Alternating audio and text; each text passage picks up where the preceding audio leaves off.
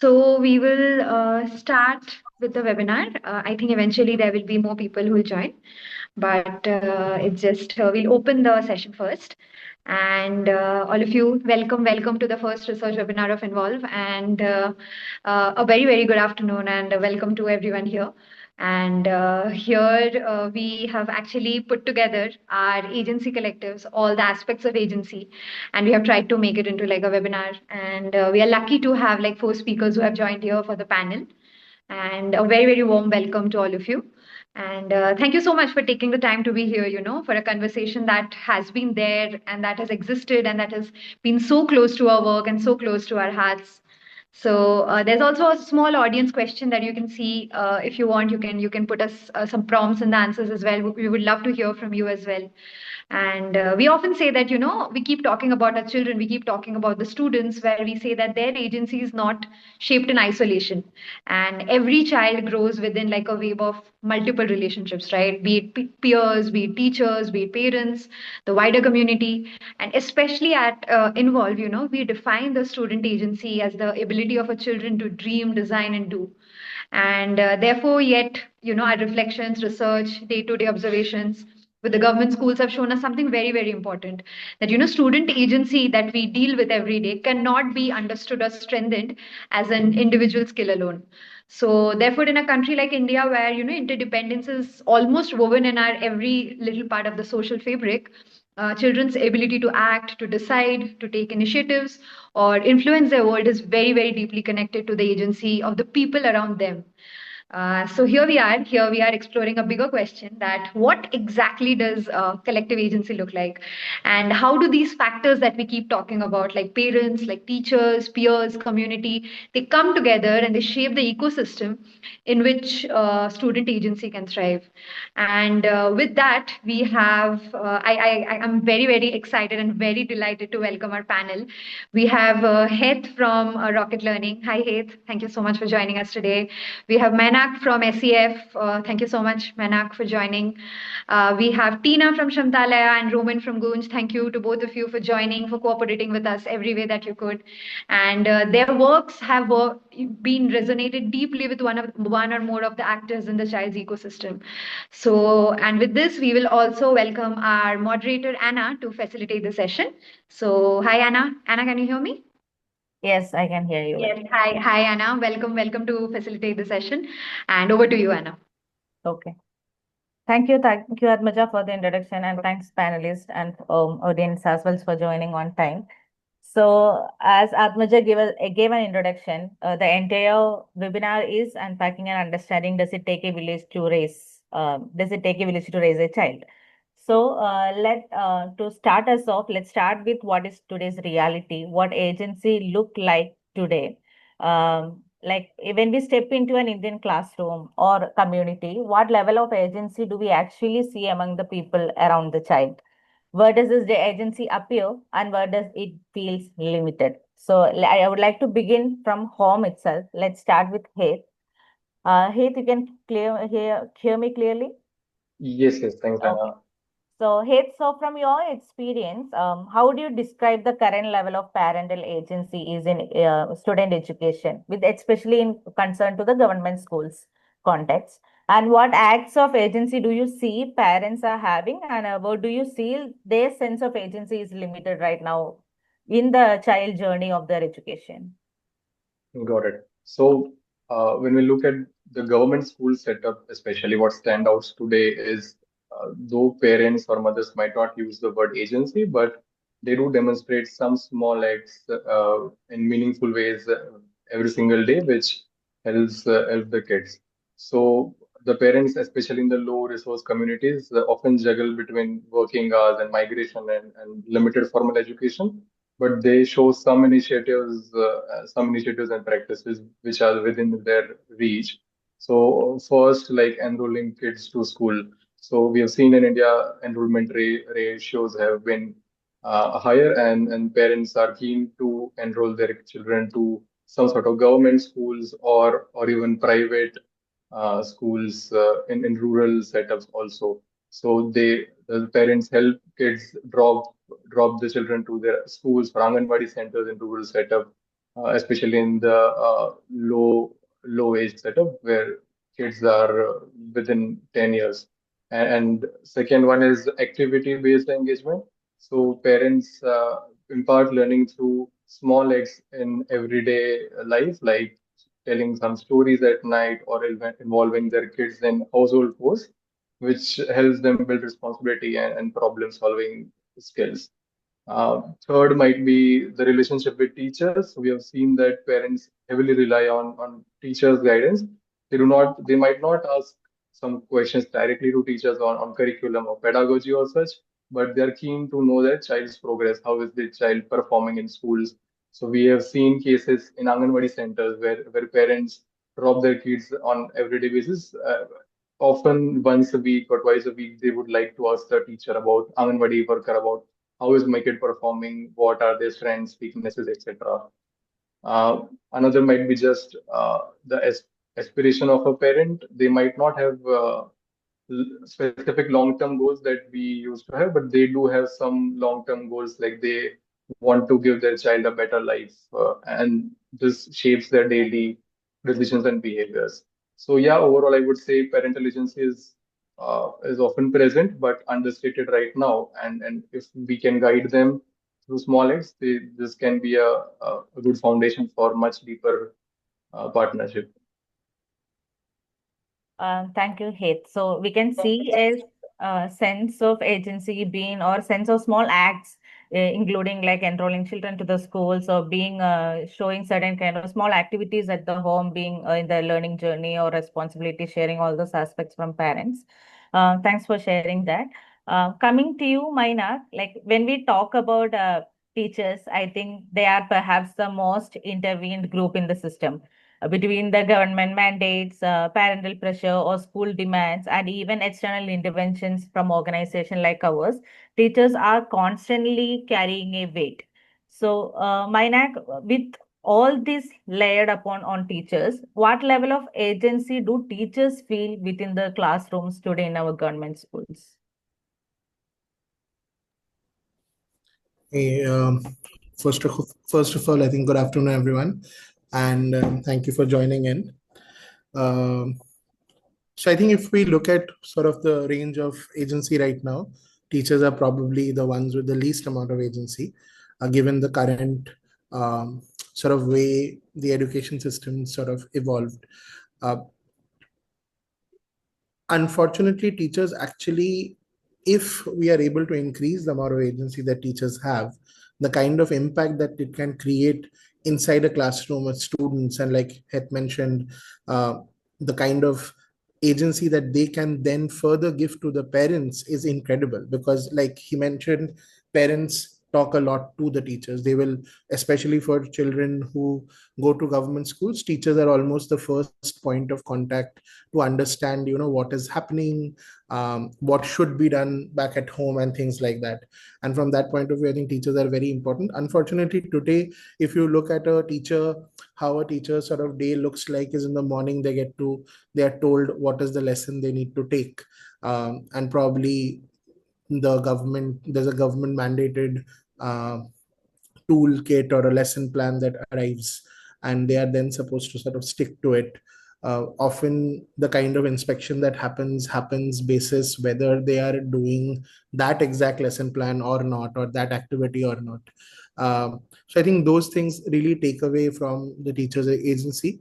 And at the end of the day, the person who's closest to the child, who understands the reality of the child, who knows what the child actually needs, is left with very limited agency. And it's interesting to see why that happens. And it happens because the larger system does not place trust on teachers. And actually the reason most people lose agency is because others don't trust them. So when students don't have agency, it's because no one trusts students or young people. When teachers don't have agency, it's because some actors in the system or in the ecosystem, they don't trust our teachers. And I think that's sort of fundamentally the bigger challenge today. A lot of organizations and a lot of individuals who work with teachers believe on day one, their first sort of starting um, you know point of intervention is that teachers are not good enough, and hence we need to get them better. And that I feel is a wrong way of looking at it, and one of the primary reasons why teachers today have very limited agency. Yeah, so what you said is also the fact that there is a lack of trust from the system on teachers and their abilities, and also that they are stuck within certain structures and then the work that they were supposed to do. So they do not have a sense of agency to move around it and then make, right? So, and also something you mentioned that teachers are one group of actors who have a very low agency right now. So Yeah. even in your conversation also, what you mentioned more or less is towards the aspect that there is very less agency. Absolutely. But have you seen like not any form of agencies in any sort of actions, very small or quiet, that you have seen among teachers? Yeah, see, I think there are many such, entry points. Whoever is doing the spotlight thing, I'd love to have like Anna also on the spotlight, because it's very unnerving to just have your face on the whole screen. So yeah, I think teachers there are spaces, where teachers find out. So contrary to popular belief, teachers who are walking into classrooms today every day, actually most of them want to be in the classroom. Most of them also want to do something for their children which is going to help their children do better, and hence they figure out. So if a lesson plans come from somewhere, maybe from SEF only, they will figure out what is that scope where they can sort of moderate something, or they can sort of change an activity or do it differently, or do another activity in the place of a prescribed activity. They do try to find that out, but the ecosystem does not promote agency for teachers. So wherever teachers are showing their agency or sort of really using that agency and doing something, they are doing it completely based on their motivation, their willingness, their ability to take that risk, that if I do a completely different activity and the principal shows up or the school inspector shows up and asks me, why are you doing this? I'll navigate that conversation. I'll worry about it when it happens, not now. My kids need this now. So it's only when all of those layers are there, they can do it. The ecosystem is not encouraging agency for teachers. Got it. Yeah, thank you. So there is a great will, the teachers, and then who exercise maybe a stronger sense of agency, who can talk back against the system, who can navigate all through, they kind of see small actions around in the school, right? Yeah, thank you for sharing that. So now when we talk about student agency, there is one group we simply cannot overlook, which are mostly even in our childhood also, that's our friends or our peers. So friends stay as the heart of any child in the school. So they shape how children grow up, how they explore their identities, how very often some of the decisions are made outside and inside both the classrooms. So on that perspective, I would like to ask my next question to Tina. Drawing from your experience working with the students, I'm little curious to know, like, how do you see our peers or friends are currently influencing children in each other's journeys? So do you see that they are nurturing agency or giving a lot of support to each other, or do you see that is somewhere missing within our ecosystem? Thank you, Anna. Hello, everyone. I'm feeling very blessed that we are talking around student agency this time, and this group is joining to understand more around it. So, a beautiful question. I think, am I audible? Yeah. Yes, you are. Okay. You are very well. Okay. So, I think this is why we should be discussing around it, that peers really play a crucial role and an important one in the journey of children, every child. And whenever I think of the peers and the student agency, I think of the trust that Moinak was also talking about. That usually what happens in the government system or in a private system, that the children are bounded to do everything, whatever the teacher or educator or parents are reflected to do them. So lack of trust, lack of flexibility, lack of freedom to do and do the way they want.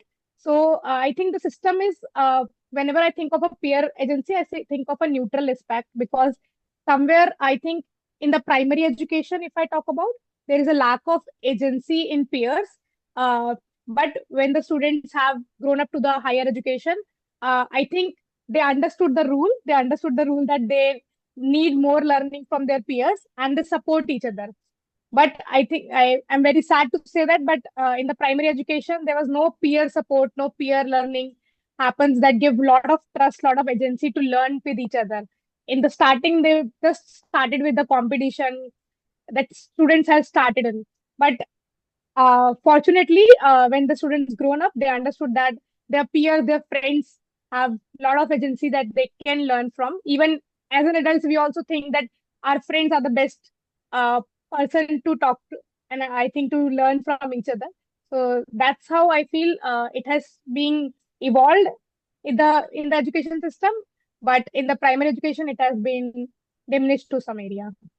Yeah, thanks, Tina. It's a very interesting thing to note down that how it has, at least it is there is a change and evolution happening among the peers, the mindset and support system from lower primary to maybe upper primary, higher secondary, and then how us individuals, when we grow up, it shapes by itself. Thank you. So now that if when we discussed about peers in their day-to-day life in a child journey, there is also the actors such as communities who influence how a children can imagine what can they achieve beyond even the school walls. So which brings me to Roman. Roman, in the present reality, at what level do you see communities are exercising their agency in a student educational journey or relationship with school institutions? Do you see a sense of some actions from the communities that is being floating around? So first of all, Farid, thank you to Involve for inviting me for this webinar. As far as my experience for the last 13 years in the social sector, traveling across the pan India because of the professions, I noticed that there are very beautiful initiatives which are being contributed by the communities. At the same for the development of the school, for the welfare of the children. At the same time, there is also lacking that there is a uh, deficit trust between the communities as well as the schools.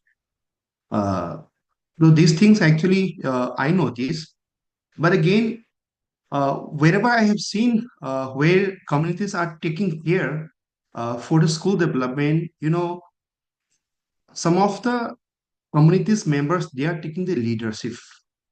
I mean, under the leadership of someone or one person, two persons, the whole communities are coming out to build the schools, to repair the schools, and you know they are very much active.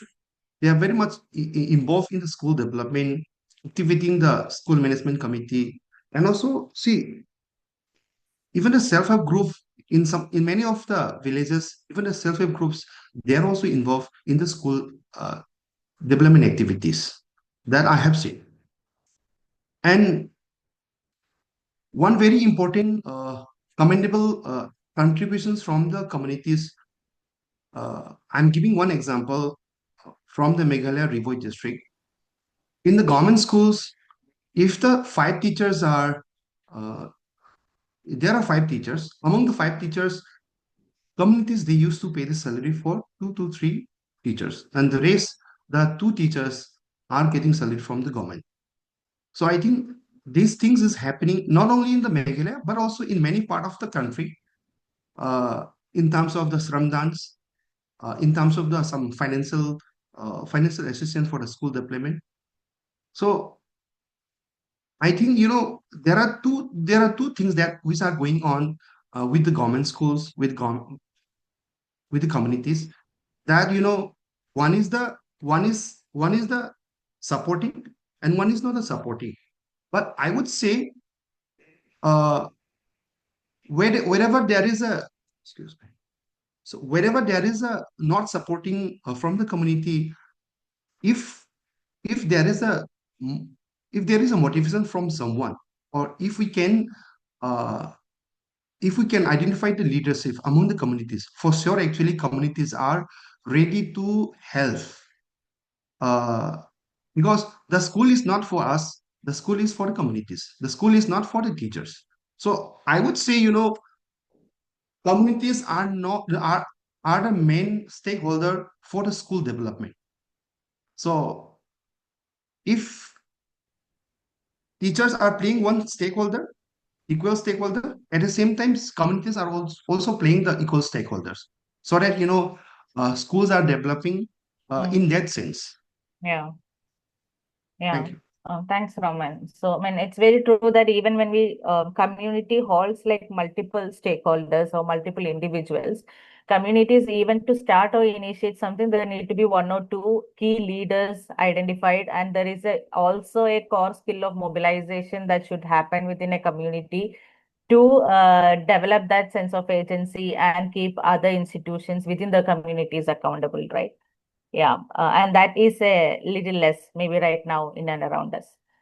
Thank you. So I think we'll also be having a Q&A session at the end. So from the audience also, if you have any more questions that while we are discussing this that's popping up in your head, please leave that as in the comments chat sessions. We'll be recording that and we'll address later.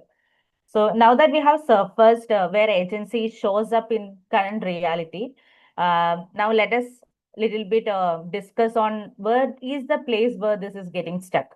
So not challenges in general, but what keeps these barriers for any of these actors to exercise their agency or foster or create a space where children can exercise agency? What kind of forces or any kind of rules, habits, or social norms that makes it even harder to develop the sense of agency and create a space for that.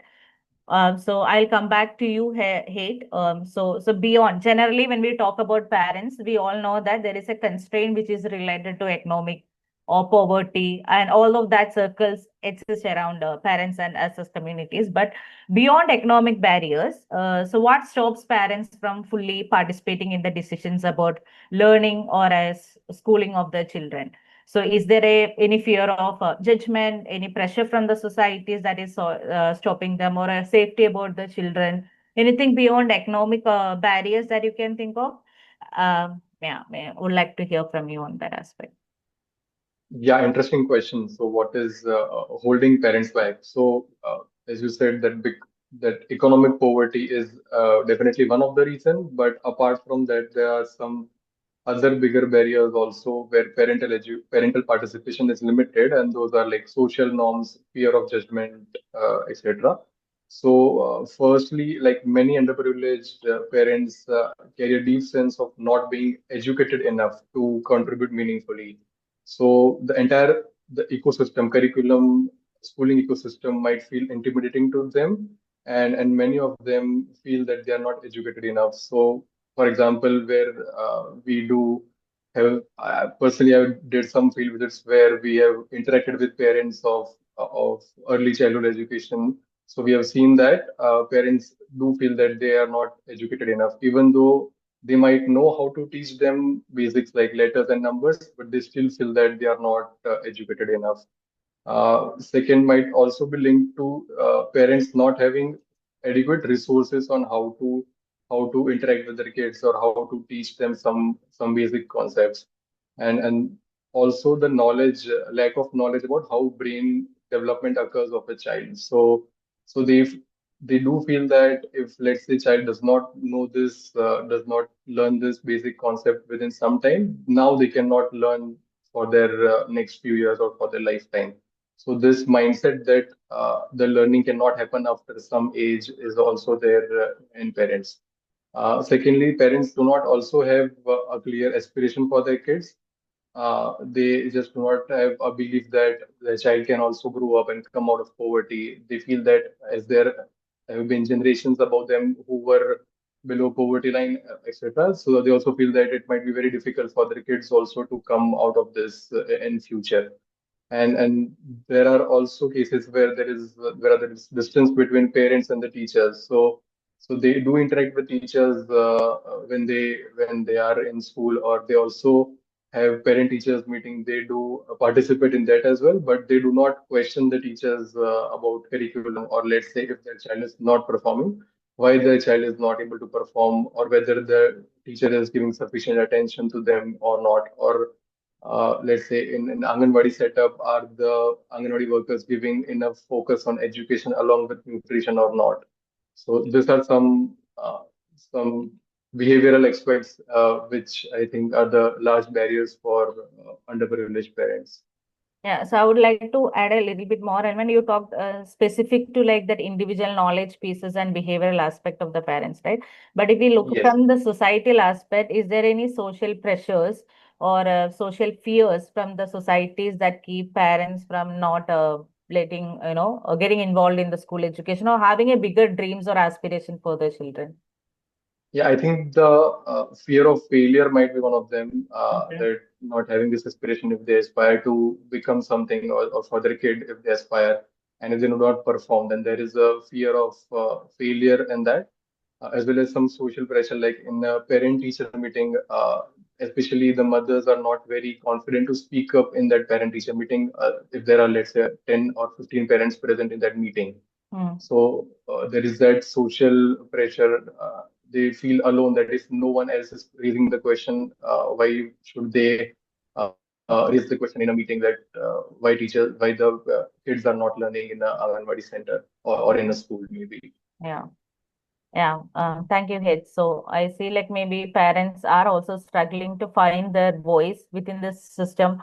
Who should that belong to? Whether it is teachers who are more knowledgeable than them, who will be guiding the children in the journey, or do we also, as parents, have certain voices and power to question the system that is little unaware, and that also act as a barrier for parents to get involved in an NSS agency. Yeah, thank you, Hit. Coming to you, Maina, like in the first discussion also we had that in a system where actually teachers are very deeply caring that they wanted to do something to give a space for children to have innovations within the classroom, but the system is not allowing them to do, right? So what makes it very risky for teachers then to experiment or share the power with the students? So, is there any informal, powerful norms that exist within the system? Expectation of compliances, fear of moving out of the system and doing an innovation or an act that keep teachers away from exercising their agency? What are some of those challenges or barriers for the teachers? Uh, yeah, I think one of the things as you're asking this question, I think I was thinking like, what does it look like inside the classroom for a student to have agency? Like, how is the teacher? What is the teacher doing? And I think sometimes it's fundamentally some easy things, like a child um, does not have to worry about making mistakes. Right? They can try different things, and they have that agency to actually try out, experiment. And I think that good teachers who are able to sort of find that middle ground, what they often do is they often build the safety within the pressures of the system, within the norms of the system and the society that already exists. They create these safe spaces where children are able to openly express themselves, are not afraid of making mistakes, are not afraid of asking questions. And for a young child who's maybe what, 5, 6, 7 years old, this is actually amazing agency, right? And I think what we see is when in the early years these abilities are sort of stopped, or for some reason students are said, don't talk in class, only answer, and things like that, and then they are sort of reprimanded for answering incorrectly. Those actually then end up creating this larger trauma as they grow up, where they struggle to find confidence to keep their opinion, or make their opinion heard, or sort of to share their voice. So I think for teachers there are those spaces that teachers can navigate. And wherever I've seen teachers create that space for agency, these are the ways they have done. The challenges, I think, are very similar, right? From a societal point of view, I think one thing that had mentioned is that parents don't have aspirations for their children. And similarly, like if I take it forward, then I think there are teachers who feel like they can't do beyond what they're already doing. Um, but if we really dig deeper, this is not what their aspiration is. A parent is not saying that my child will never do something good and get out of this cycle of poverty. Neither is the teacher saying something like that. The challenge is that there are times when the parents tried, when the teacher tried, but societally, the ecosystem is constantly telling them, this is not going to happen. And then there are nothing which is there is no enabler in the ecosystem. When the teacher does something like this, the teacher is not appreciated for that or not acknowledged for that. When the student or the teacher is trying something, the parent is trying something like this, there is no one around who's coming and telling the parent that, oh, you're doing good, don't worry about it, send the child to school every day, and like just make sure that they're studying at home and things like that. No one is telling that to them. So I think over time, the system almost disincentivizes people to hope for a better outcome and to work towards a better outcome. There is no one who's really acknowledging, and which is where I think a big problem really happens and people give up. And I think that's a big challenge. I don't know if I've answered your question though. I am now that uncle who's just going to say what they wanted to say. Mainak, I'm also sorry that there was some technical, can you hear me now? I Yes, also yes. got disconnected due to some internet issues. Am I audible now? You are. Oh, I think Okay. you're. Shamil or Atmaji, is my voice clear to everyone? It is. Okay. Yes, So yes, there yes. was some power cut issue, so I also had to leave the meeting in between. I'm sorry. No But I worries. think I hope you would have addressed the answer. We'll see when we hear more questions from the audience also, Yeah, whether yeah, it would have come out. I'll move on anyway, and we'll see during the Q&A sessions.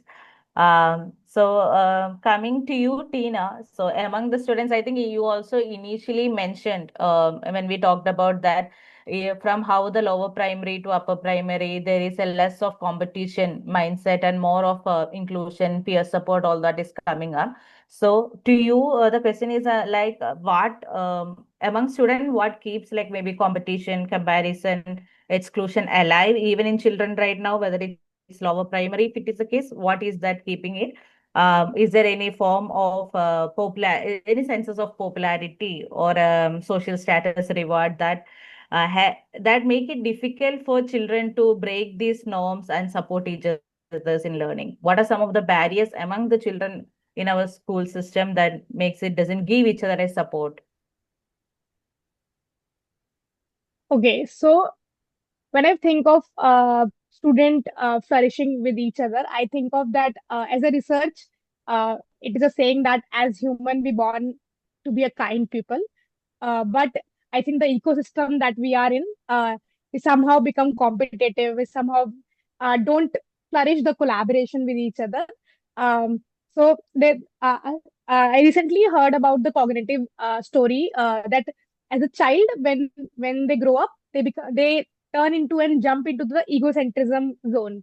As you also heard, if you've been with a child, you may heard that this is mine, this is mine. So that how the child being in the childhood period, the pre-primary, and then they grow up, they want to be with others, like they want to be that interdependence zone. But I think a huge role plays by the stakeholders who are working with the children, that will be the parents, that the teachers. If the system celebrate the competition, if the system celebrate the rat race, then the children automatically join into the rat race.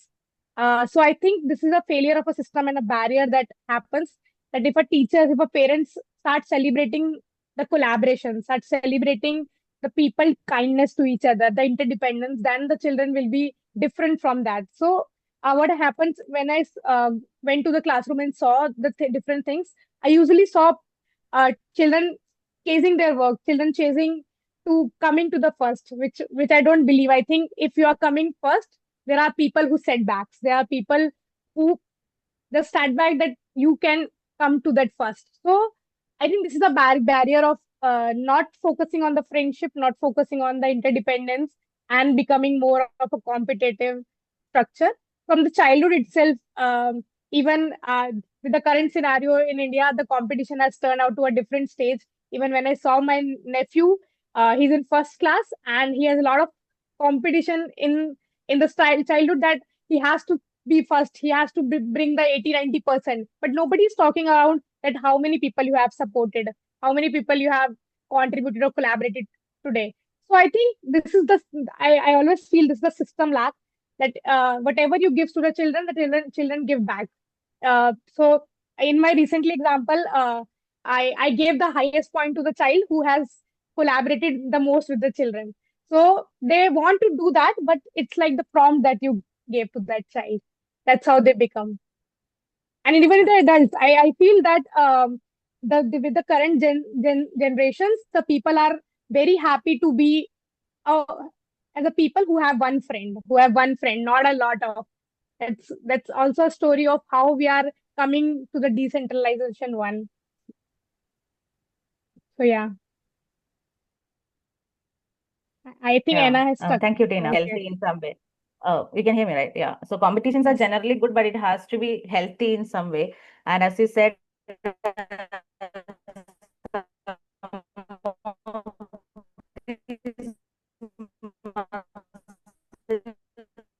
Anna, your voice is, I think, is it for me? No, it's breaking for all. I think if he Okay. switches off the video, maybe.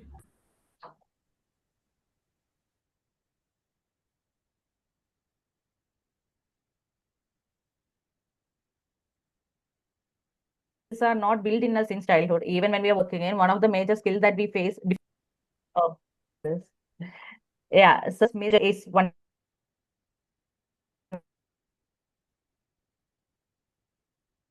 Hi. Tina, can you hear me? Hi. Yes, I can. Yeah, Yeah. I think I'm so sorry. Something that we voice miss out when you're working in our system. So Anna? Anna, can you hear me? I can. Yeah, Anna, your voice is breaking a little bit.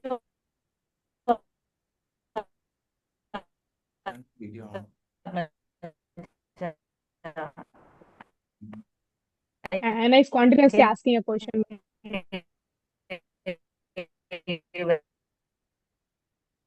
I am so sorry, guys. There has been a technical error.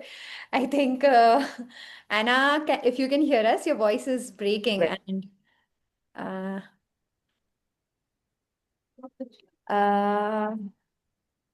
I think I'm so sorry, guys. There have, It's okay, it happens sometime. Yeah. So just going ahead with the session, Roman, for you, I think I am going to ask you the question. And Yes, I yes. want to, since we have been discussing a lot about barriers, I think I just want to ask that, when communities actually stay distant from like schools, what beliefs or power structures do you think, keeps that sort of distance in place? Because is it that idea that schools is like the government's responsibility or something, or what possibilities disappear, do you think, when communities do not see themselves as actors in children's learning? So, when I interact with the communities, and also I notice that the reasons for keeping the distance communities from the schools, there are some certain beliefs that parents, many of the parents feel that feels that they have the little voice, and also they have the authority to intervene in the school management. Many parents feel that actually, and also many parents feel that there is a low confidence, especially from the vulnerable society, vulnerable communities, because they are not much educated to interfere in the school authority. So these are the beliefs that what communities are believing. That's why they are keeping distance from the schools. And other actually the most important belief is there is always in many of the communities, in many of the schools, there is a distrust, actually trust deficit. So again, the questions that regarding the possible of disappearance when the communities are not playing the role for the children's learning purpose. So some of the very important points that is there are going to be there are disappearing, like local wisdoms. So local wisdom, these are the things that teachers are not only teaching but also learning from the communities, local wisdoms, and a consistent support from the communities, and a role model from the communities, accountability, and the most important point uh, about the disappearance is children lose the learning ecosystem beyond the classroom, because children are not learning only from the classroom but also learning from the communities. So I think in this point, somewhere communities are the main stakeholder, and are the equal stakeholder for the welfare of the s- school as well as the for welfare of the students. Yeah, Roman, I just wanted to pick one thing that you said regarding the local wisdom and the indigenous knowledge. You mean that those are not integrated to the school or curriculum that act as one of the barrier? Yeah, of course. Actually, see, many of the things are not integrated with the curriculums, but also see, uh, many of the students, I mean, communities are also teachers. They also teach to their children apart from the classroom. Okay. Yeah. Thank you, Roman. So I think generally, like over the half an hour discussion or 45 minutes discussion, one word that came out quite a lot was regarding the trust, how trust is not the between these actors, individual actors, and also within the system that is, reducing the sense of an agency or keeping anyone accountable or taking any actions. So now that we have discussed about the current realities, also understand what are some of the challenges and barriers in creating a sense of agency and fostering such a space for children. I would like to move on and unpack a little bit on what is right now building a collective agency. Is there a hope for building a collective sense of agency for us in India? And what kind of conditions, what kind of practices or relationship that each of you have worked within your own systems with parents, teachers, peers, or communities that help them feel a sense of agency or have empowered them? So on that lens, Heth, what moments or practices have you seen where teachers have, where parents have felt empowered and become partners in the child learning rather than just being spectators or rather than just being involved just at the rate of enrollment? What kind of practices or activities that provided to parents you have seen them getting more involved? Yeah, so specifically at Rocket Learning, through technology and scalable solutions, what you've seen is when parents are given simple, low barrier ways to participate, and when they are also recognized, parents do feel empowered, and this directly impacts child's learning outcomes. So specifically, I'll dig them into what we do at Rocket Learning. We send WhatsApp bite-sized activity videos to all the parents in a group where other parents of the same school are also part of, and we send this small playful activity based learning videos to parents and ask them to do these activities at their home through the materials that they already have at their home. So what we have seen is the parents who are also not very educated are willing to try this because the short videos feels doable, doesn't require much time. It just takes 15-20 minutes of their time per day. And they also don't need any prior knowledge to do these activities, and that these activities can be done in the comfort of their home. So we have seen that parents are doing this activity on everyday basis, sharing the photos and videos of their kids back on the group. Yes, we've seen this. Other part of the group is the peer effect that comes in. So let's say if one mother sends a photo or a video of their child, then other parents also feel that they should send, and they also quickly send the photos and videos back on the group. We have also seen teachers participating in the group. When they appreciate the kids with, let's say, great work done, emojis, they send emojis to kids. parents also feel good about this, and then they actively participate in this. Third is we also send some recognitions and rewards for parents in the group, some sort of digital certificates on the group on an everyday basis, a weekly basis. So we have done this entire gamification in the WhatsApp group for our product, which helps them nudge and do these activities on regular basis. We also seen, I remember once a parent getting the certificates and then they posting this on their WhatsApp stories. So they also feel very good about that kids are doing good in these activities in their class and wanting some other social recognition also. And this also leads to I think teachers as well, where we have heard from one of the teachers that in their classroom, one of their kids told that my mother told me a bed night story, and then another kid said that my mother also says this. Third one says. So we usually send this social emotional learning stories also to parents on these groups and ask them to narrate them to their child. So teachers also feel that parents are also participating and they don't feel alone in this journey of child's learning.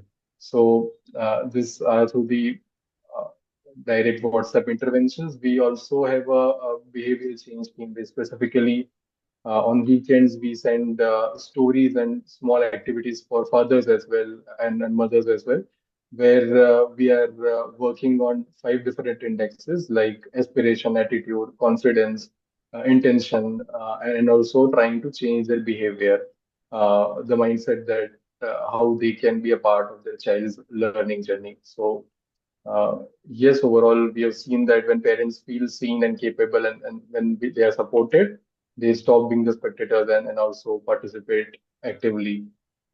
Yeah. Thank you, Hit. So I also wanted to, I mean, these are very interesting small actions.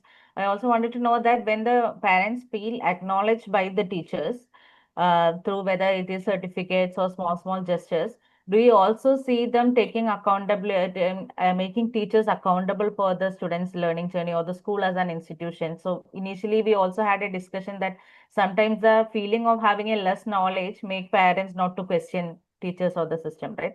Do you see a shift of change in that happening as well? Yes, so let's say we send an activity to teach them basic number counting, and if that kid is not able to do that, so in the next parent-teacher meeting, parents also talk about this to the teachers Oh, that this is the specific topic my kid is not able to do. Can you please help my kid out? So this has also been a shift where they are understanding what are the basic domains of child development in early childhood education, and then also questioning the teacher about of those domains and seeking help from teachers. so this you have seen such activities increase the parents' attendance in PTM meetings in schools as well. Yes, yes, And also their aspiration for the children also mostly might get increases. bigger. Yes, Yeah. yes. So Okay. through the these stories that we send on weekend, we've seen a significant increase in parents' aspiration as well as confidence matrix also. Okay. Thank you, Hit. I'll move on to Mainak. Can you share, Mainak, any moments when where stories that you have where a teacher have rediscovered their agency? Because we also did discuss that within the structure and barriers, teachers still try out some more small of the innovations. So have you seen any moment where teachers have rediscovered their agency? And how this have shifted within the classroom, the sense of student agency as well? Yeah. I think a couple of moments that come to mind. I think one is there is one of the teachers that we work with in Uttarakhand. Um, I think what we started doing with the school is that our data said that there was numeracy interventions that needed to be done, right?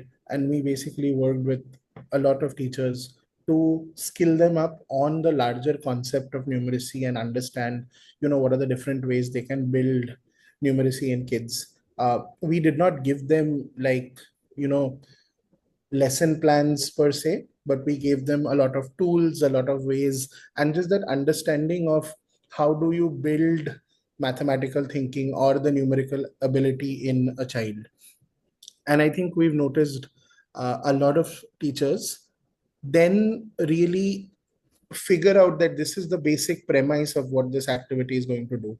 right? Then they went out and figured out what are other things that we can do. They started enjoying, because I think everybody, like what had shared also, that when parents saw that the children were doing well, they got more involved in that whole thing. So similarly for teachers, the same thing works. When they saw that some of the activities they did enabled students to do better, they actually went back and started looking out. And one trend that we've seen often, that once teachers start using activities and finding things that are useful, our WhatsApp messages get inundated with these requests of, oh, look at this activity, do you think this is a good activity that can be used? So teachers will find out activities, videos on YouTube, this and that, and then share with our team saying, okay, check this out, and can we use this in the classroom? So that's where I think we've seen. And when we go back and see these children in their classrooms, that is where we see that those children are also showing a lot of agency. And again, simple things, right? They are really asking questions. More children are raising hands to respond to a question that is asked in the classroom. They are more confident in like how they are showing up. So children who would not even look up to you and talk to you when you were when we were visiting schools, now will run to you and are like happy to show you what they've done the last day, and things like that. And I think those are moments where you can see that sort of shift in agency happening.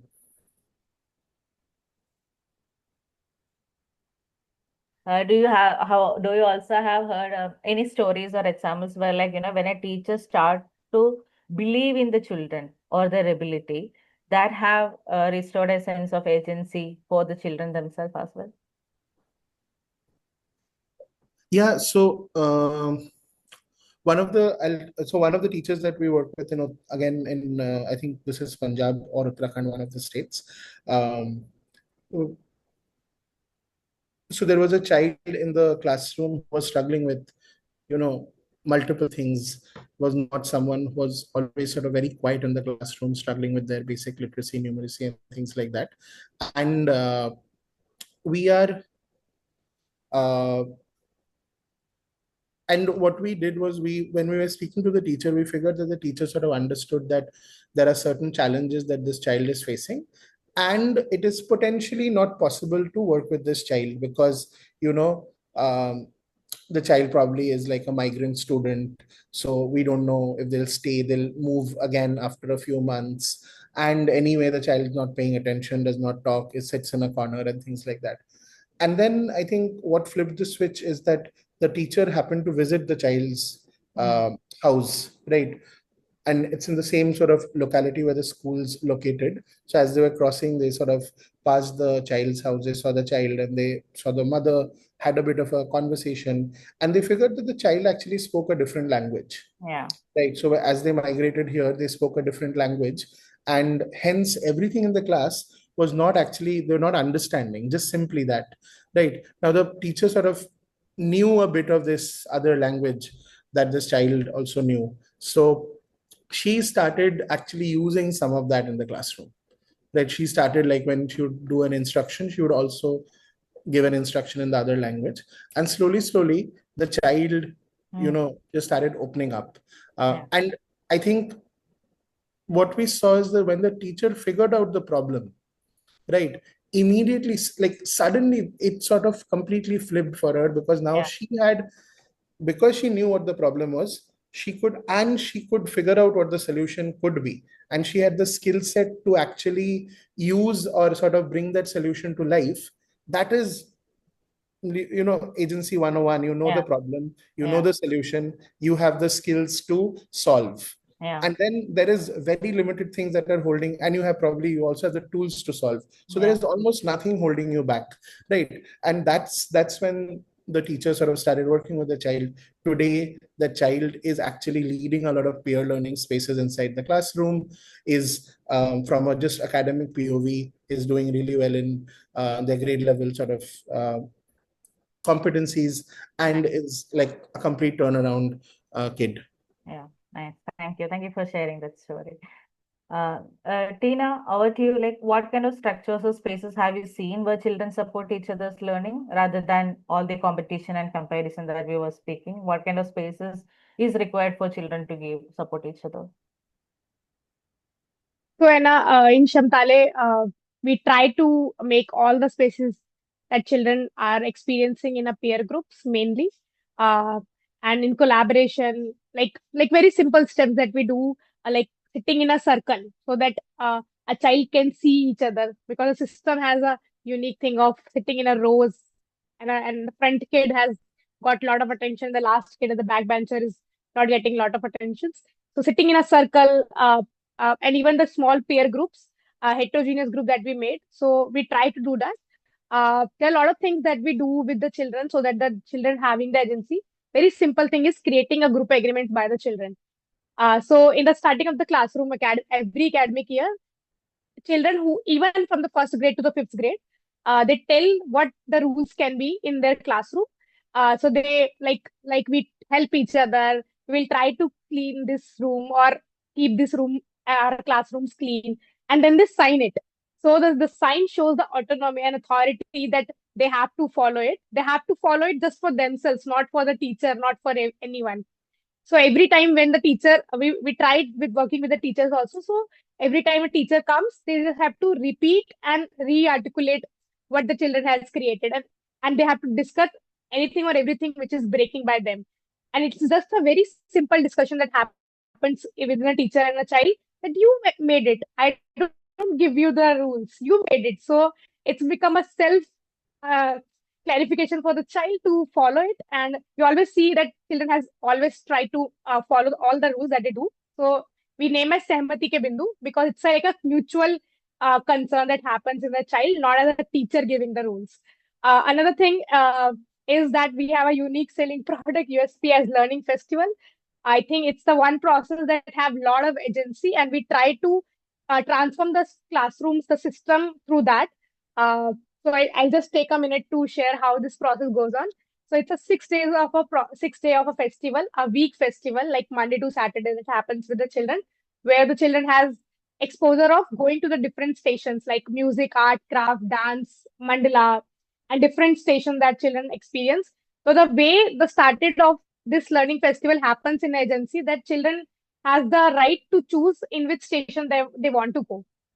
So in the beginning, I think in 2018, we started by asking the teacher that gives us the name of the children, whatever they want to participate in a station. So what we experience that the teacher has some biases around the children. Like if they like a child, like she's good at dance, so she wants to go in a dance studio, but never ask from the child what they want. So we started with asking the children that they can take two of their choices, and they will be given one at least, because most of the children prefer dance. So to balance out different stations, we give one of their choices. From day 1 to day 6, it's the learning festival, which is run by the children completely. The communities participate in the learning festival, but they don't have a lot of loans. So in day 1, the children make the group name, group slogan, and a logo of their group. Like if it's a dance studio, I don't have the name of a dance studio. I want to make it Chak Dhoom Dhoom. So the children collaborate together, give the name, and make their own logo. So the children has different perception about logo. We ask them, have you seen the Odis logo, the Mercedes logo? Do you want to make your own logo? So it was so nice to see how the children create their own logo, their own slogans. And from day 2 to day 6, they experience the studio the way they want. And on the day 6, it's a Mela day, where the children collaborate together and teach all the learning skills that they learn to their parents, to the community, to the teachers around them. So it's not a festival of children learning, but it's a festival of children facilitating. So a lot of things that we experience in this festival, it's mainly we call it as a life skill based learning festival, because the 4 life skill that we experience with the children are creativity, innovation, mindful engagement, and collaboration. And we judge the children around them, that not judging the the children around the performance that they did, the perfection in the dance, the perfection Yeah. in the art.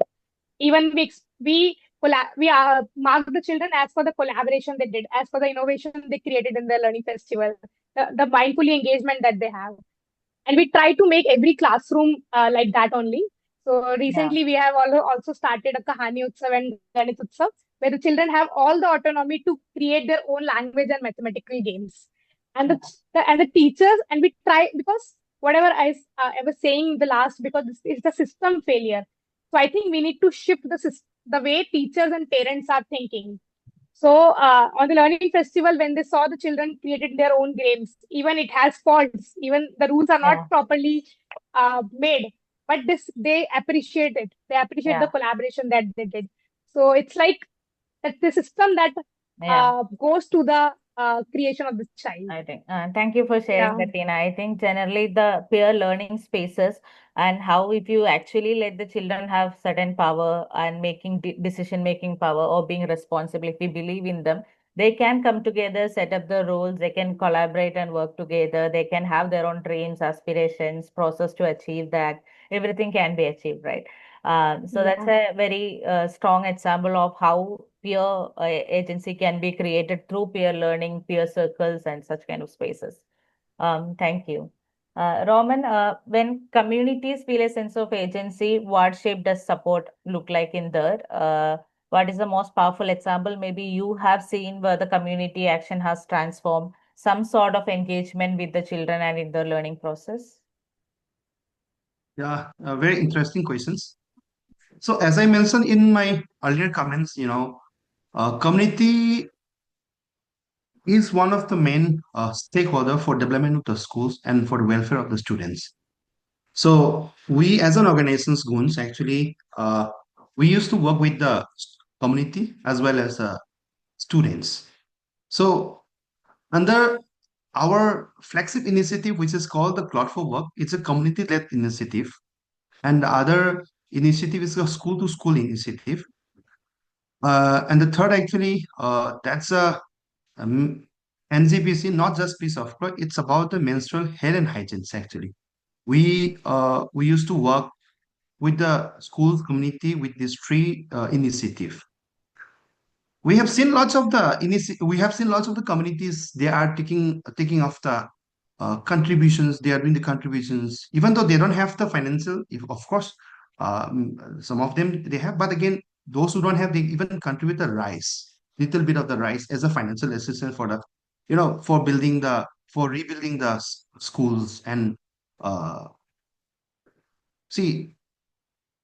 I'm just giving one example. Actually, I'm speaking from the Assam, Guwahati. So Assam actually the floods start from the April and goes up to the Diwali. So and school is also one of the most affected area where actually students are vulnerable because of the disaster. Uh, Disaster doesn't mean that once the water recedes, that doesn't mean that it is disaster is over. But after the water recede, also school infrastructure damage actually. So community used to take off the initiative, do the contribution under the Kunz Cloud for Work initiative. They contribute the bamboo and other whatever the resources. And we believe, with the belief of the democratic decision, actually, we don't impose any kind of ideas from us, but we let them to solve by themselves using their local resources.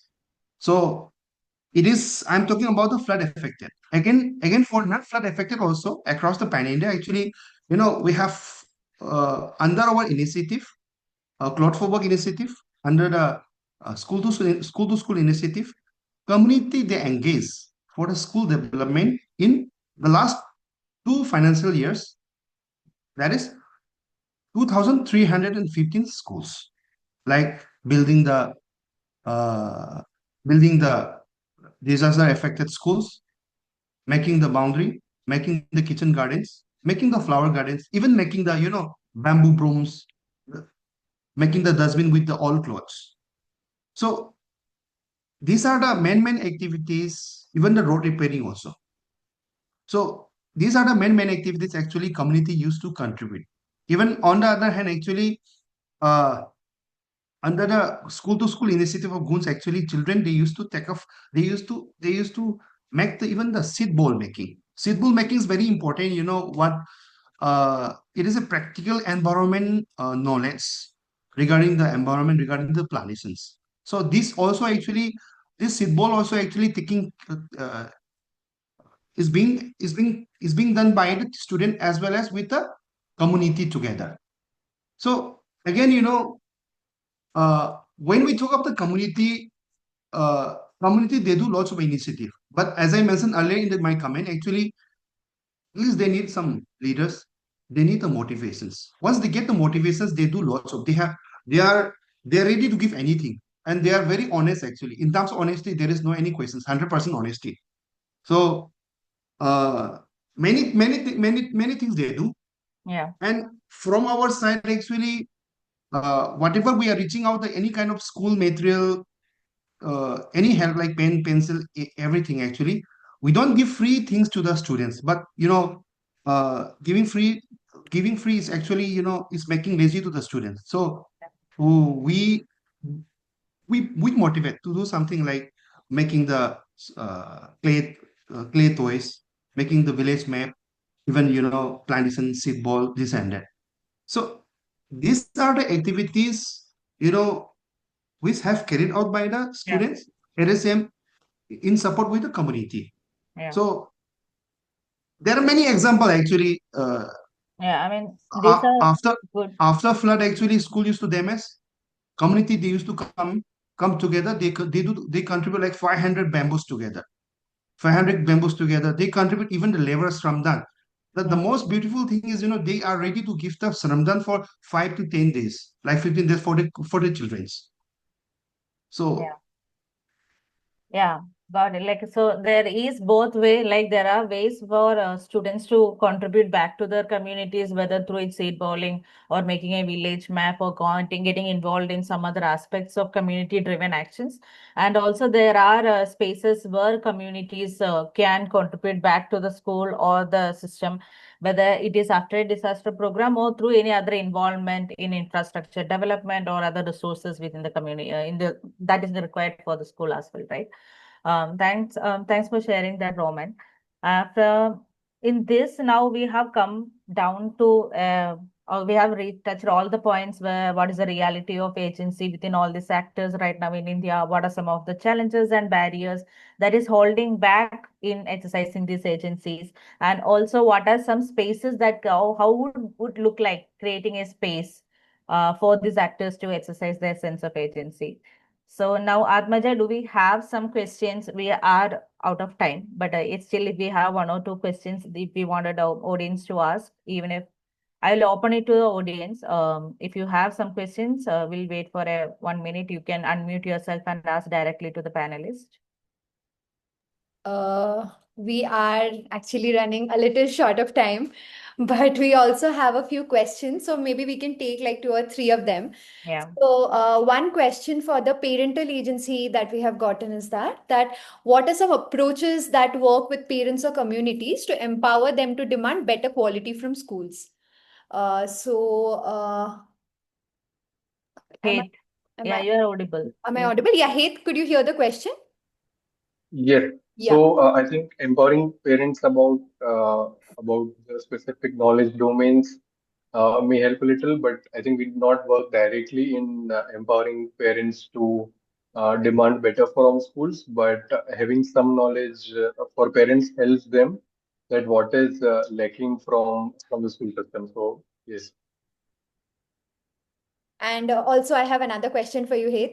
I guess parental agency is the most in demand today. So the second question is also for you. So how can we build parents' confidence about their children's continuing education by addressing economic concerns, and how can we provide long-term guidance and support? I think so. The work that we do right now is providing technological interventions. So nudging them on WhatsApp has really helped them to provide long-term support.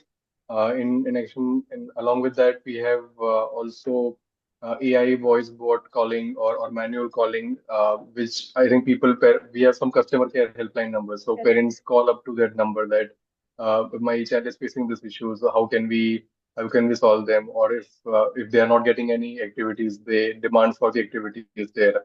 The interventions that we do right now through technology on WhatsApp specifically helps them to give the support and empowering them by giving them the right knowledge and resources have helped them. Correct, correct. Mainak has raised a hand. Mainak, do you want to unmute yourself?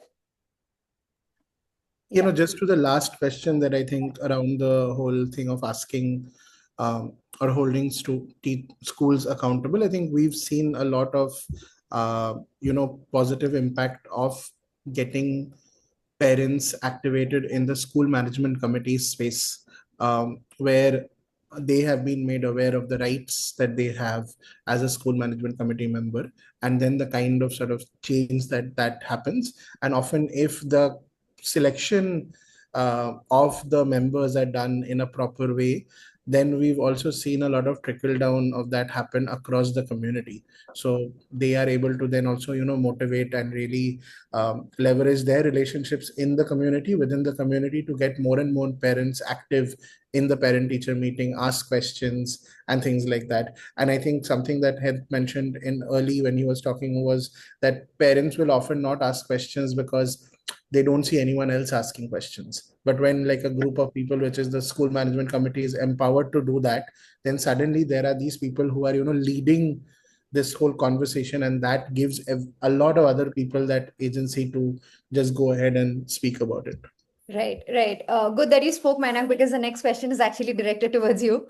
So it says that what if you're sharing more bad news with the teachers versus stories of success? So what happens then, and is it still possible to get them interested and involved in the current curriculum that we're building?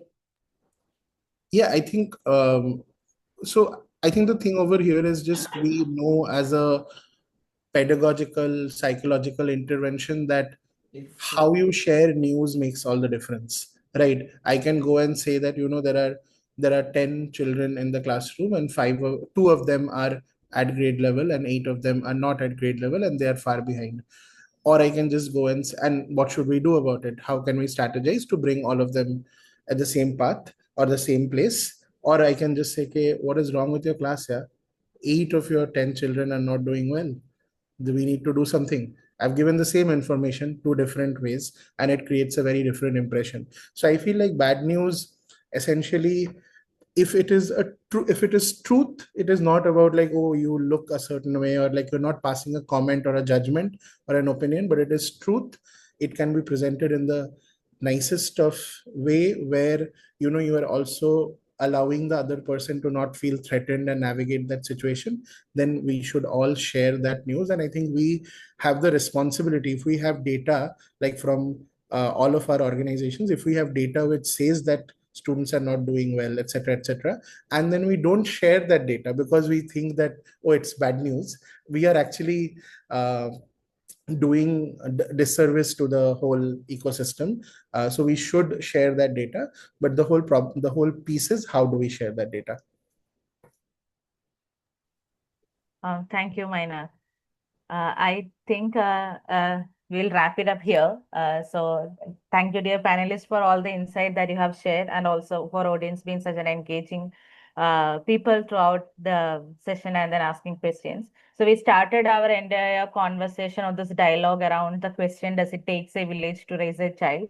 And clearly here the village means different actors who are playing around a child, right? So we have over the conversation seen that it does make a difference when each of these actors are empowered and their sense of agency is being built. That help actually a child also to build their sense of agency. So if we want students who are confident, who can dream, who can design their life, and who can take actions to achieve their dreams, then we equally need empowered parents, teachers, peers, and communities. So it does, in our context in India, it does take a village to raise a child and towards their aspirations.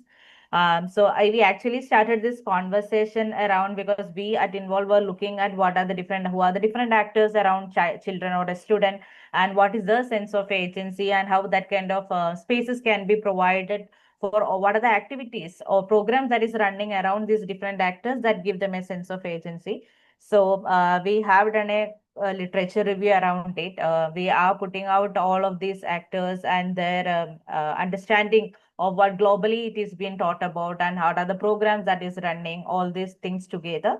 We'll soon be open sourcing them in our websites. So I hope that would be a good knowledge resource out there for the public as well, to whoever is interested in understanding about the entire ecosystem and the concept of agency, how that is being defined, how it can be built together. So thank you so much for all your time. We have gone a little over the time, but thanks for the patience. Yeah, thank you.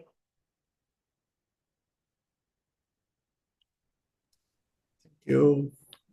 Thank you. Bye-bye. Thank you, everyone. Thank you to all the speakers. Thank you so much for joining. Thank you so much, everybody, for participating actively in this webinar. Thank you so much. Thank you, Tina. Thank you, Heth. Thank you, Menak. Thank Thank you, Roman.